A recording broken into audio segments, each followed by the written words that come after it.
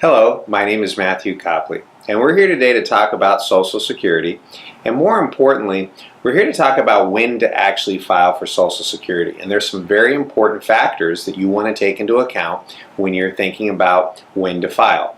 Obviously, in previous videos I discussed some important factors, but one of the things that we need to ask is, how long do you expect to live? And this is important. Your health is important.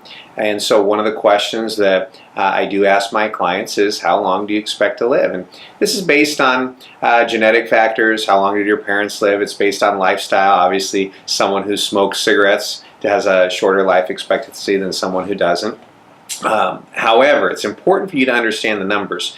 If you decide to file for Social Security later, say at age 68 or age 70, you have to live a certain number of years with those higher checks in order to make up for the fact that you didn't collect the checks early on at 62 or 64. And so there's actual break-even analysis that we do for our clients to show exactly where those points are when they actually break even. For someone who's single, who waits till age 70 to take their Social Security, their break-even point might be age 81. And so they would have to live at least that long in order to make up for those lost checks with the higher payments starting at age 70.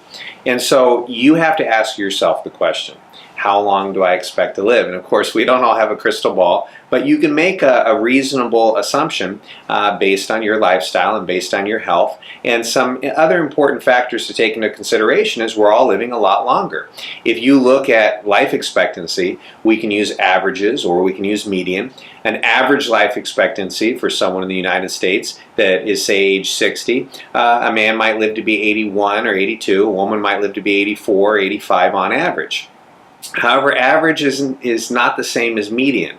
Average is all the numbers averaged together, but people don't die in a bell curve. So median is typically more important to use, and the median life expectancy is actually higher. And the reason is people in their 60s and 70s might die of accidents or diseases and cancer and different things. But what happens is the majority of people actually make it to a longer life expectancy, and then everyone starts dying very quickly when they get into their late 80s and their early 90s. And so the median actually gets pushed out. So when I say a woman has an average life expectancy of 84 or 85, she has a median life expectancy of age 88 or 89. And so if you say half of the people are going to reach that point, I think that life expectancy, we should expect to live potentially longer than maybe we think. The other thing to take into consideration is obviously medical technology. We're all living a lot longer. If you go back 100 years, the average life expectancy in the United States was less than 50, and today it's quite a bit longer. And so when you look at these factors, it's important to select the right way to take your Social Security.